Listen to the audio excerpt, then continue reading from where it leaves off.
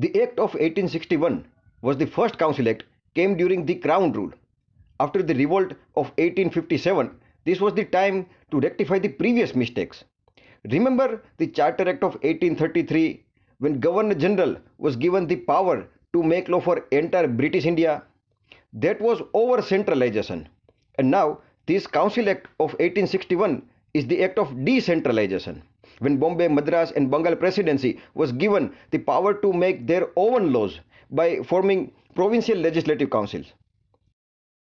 Second thing, this act formally accepted the portfolio system. This word portfolio is of Italian origin.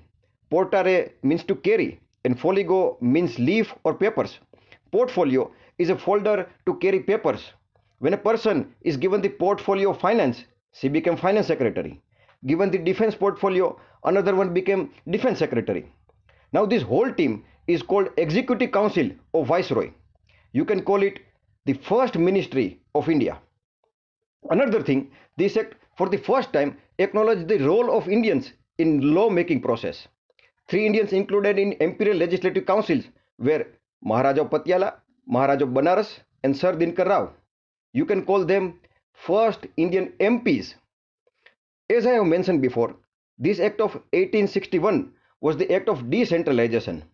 Legislative process was decentralized by forming provincial legislative councils in Bombay, Bengal and Madras presidency. And executive process was decentralized by portfolio system.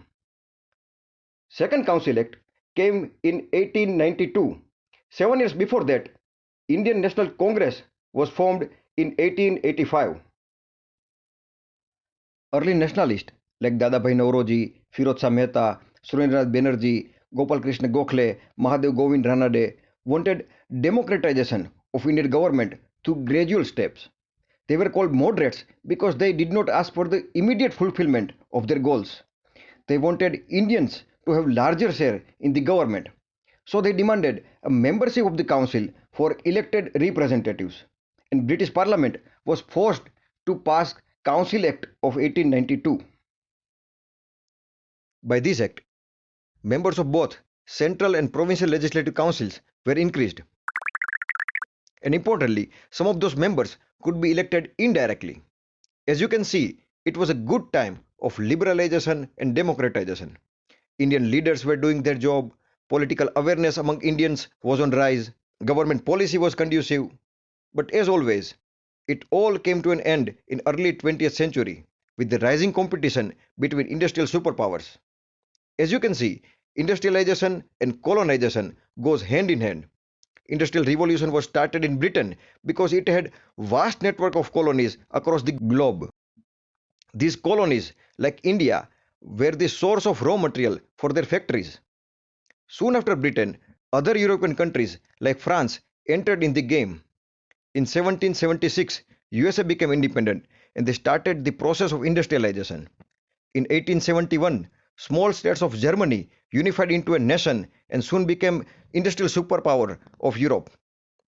In the far, far east, Japan made rapid strides to industrialize itself after Meiji Restoration. In 1905, this tiny country defeated the Russia and became the first Asian country to defeat an European superpower. This Russo-Japan war spread the wave of panic among industrial powers.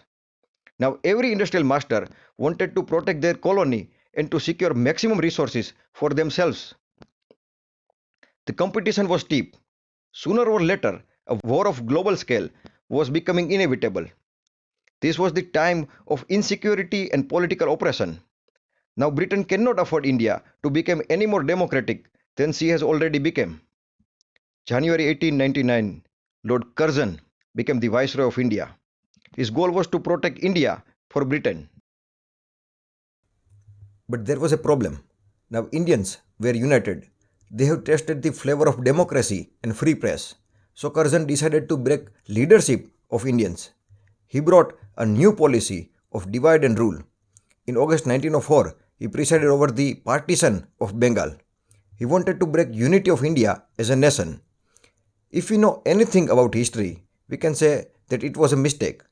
Because a nation is not a line drawn off map. Nation is an idea. An idea lives beyond the map.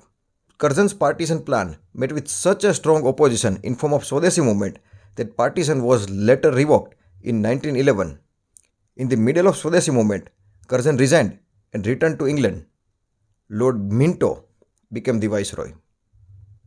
And he knew how to play the game of divide and rule. Curzon was mistaken because he wanted to divide the idea of a nation by dividing the map first. Well, the opposite is true. You can divide a map by dividing an idea of a nation, and Minto had necessary skill set in that area. After his arrival in India, he received a delegation of Muslim aristocrats led by Aga Khan. He assured them a disproportionate number of separately elected representatives for Muslims. This promise, these very words of Viceroy, divided the idea of India. I have told you this guy knew how to play the game of divide and rule. 2 months later of this promise, the Muslim League held its first meeting in Dhaka and demanded the constitutional reform for separate electorate. Minto was eager to deliver. In 1909, another council act came, also known as Morley-Minto Act, which we will study in next video. In this video, we have seen the Council Act of 1861. It was the act of decentralization where the legislative process was decentralized with the formation of provincial legislative councils in Bombay, Bengal and Madras Presidency, and the formation of Viceroy's Executive Council by portfolio system. And we have seen the role of Indians in legislature. In the Council Act of 1892, we have seen the expansion of both the councils and the inclusion of elected members. For Morley-Minto Act, see you in next video.